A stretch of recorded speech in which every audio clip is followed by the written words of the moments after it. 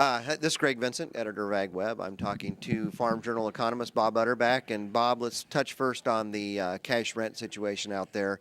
And certainly corn prices down from where they were 2 years ago. Cash rent still pressure there. Let's go back to 2008. In 2008, when we had the fabulous, probably lifetime highs in the corn market, we knew in our heart we should have been multi-year selling. But the thing that inhibited us from producers doing it, we used the excuse the elevator wouldn't, but was really we didn't know what our costs were. And I think this is a lesson I've really taken to heart working with my producers, trying to work on the total farm. Cost containment is as important as grain pricing. For instance, for a guy who's got 185 bushel of corn production at $3.50 a bushel, for every 1 cent change in your net return, you increase $1 per bushel profit or loss. Okay. Now the market today is around, using USDA data, is around $50 to $60 return over all costs. But most guys want 100, 125. So the practical question is, how do I get to 125? So cost containment is really important. And you're talking about hedging your land. I'm talking about hedging. And one area of cost containment is land values or controlling the land. And for a lot of farmers, cash rents is one of the things we had to deal with. And cash rents exploded in 2008 and 2009. Are we going to see those coming down, do you think? I do not think, when cash rents is one of those variables, when it goes up, it doesn't come down. Or it might tip down a little. But I think that there are three variables that will influence cash flow values. One is the corn value. And when corn's at $3, cash rent should be cheaper, but I think they'll stabilize. They just won't come down. But when corn goes from $3 back to $5, cash rents will explode. So you're going to buy corn at that point. So what I would argue, one strategy, when you get corn, almost think like a livestock producer. When I can buy corn $50 to $75 an acre loss, that would be $3 corn. $3.50 is what it costs producer to produce. When I can buy corn at $3 or lower as a feed buyer, I know I should be logging corn. I would take the same perspective to a farmer. When you can buy corn at $3, and knowing within time that's going to reduce acres and stimulate production usage, which eventually will drive corn prices higher, you can hedge that future increase in your land values by having a corn long hedge in place. Also, you can use that corn long hedge to protect your fertilizer exposure.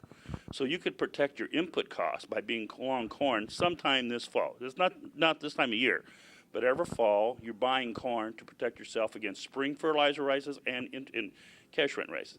Another variable you can use to control this is through interest. Long-term land values, when land values will top, I think out here in 2016, 2018, is when interest rates take off. I think it might be as early as 14. If interest rates take off, land values will then start to top. Are you suggesting they buy their 50% of their production at $3, 100%? I think when you work on each land, you got to calculate the net change. I don't want to get a farmer and say, okay, you should be all your production long. I think you tie it to the absolute expectation of price movement in your cash rent. And then you can relate it to how many bushels. For instance, if you had, in fertilizer, if you had 100 ton of fertilizer at $3, or $3 is to $400 fertilizer, as $5 corn is to $1,000 fertilizer. If you had 100 ton of fertilizer, you should be long about 6 corn contracts. So it's a relationship that each one has to calculate, but you don't want to overdo it. So take the emotion out of this. When you look at when corn prices are going up, there's always the people out there waiting for it. It's going to go up another dime. It's going to go up another dime. Then it goes down on the opposite end. How are you going to take the emotion out of it? Okay, and this is where I think farmers. I'm working with a lot of farmers on developing a detailed marketing plan based upon profit, not upon some abstract corn price that they heard on the radio that somebody said the market is going to go to. I think we need to break it back to return on investment per acre.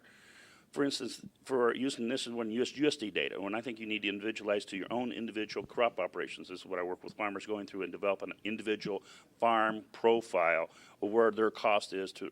In December, we walked away from $200 an acre return over direct and variable costs for a lot of farm operations. That was the 4th highest record in the last 40 years. We only exceeded it by 2008, 2009 profits, which were, I think, an abnormality than the rule.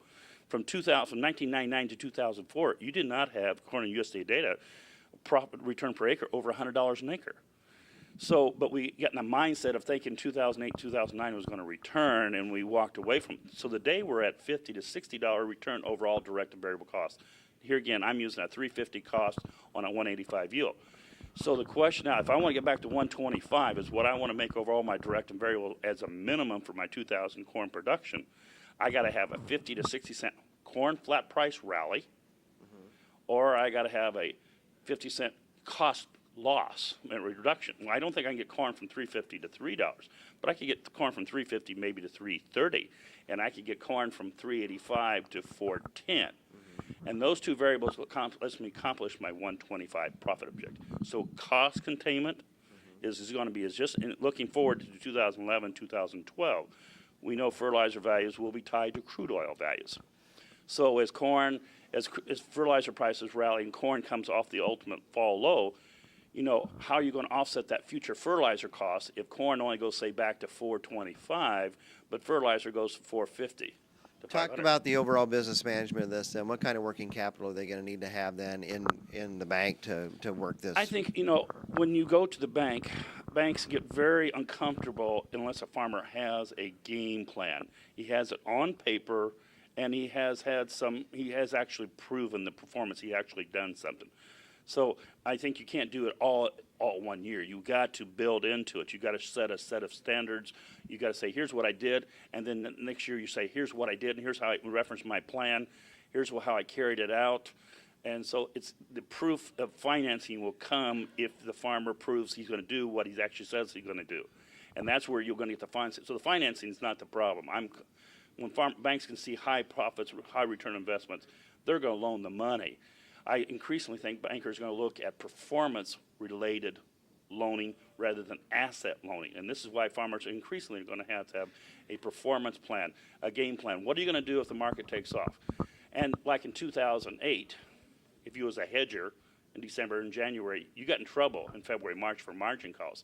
So you have to have a game plan. What happens if your fundamental assumptions for selling is wrong? When do you go from a hedge position to an unhedged? What is the process going to be? Not when I run out of money, but what is the management plan? What is I think it's all about process. I think marketing is more marketing is about managing when you're wrong, not when you're right. Right will take care of it. It's about when you're wrong.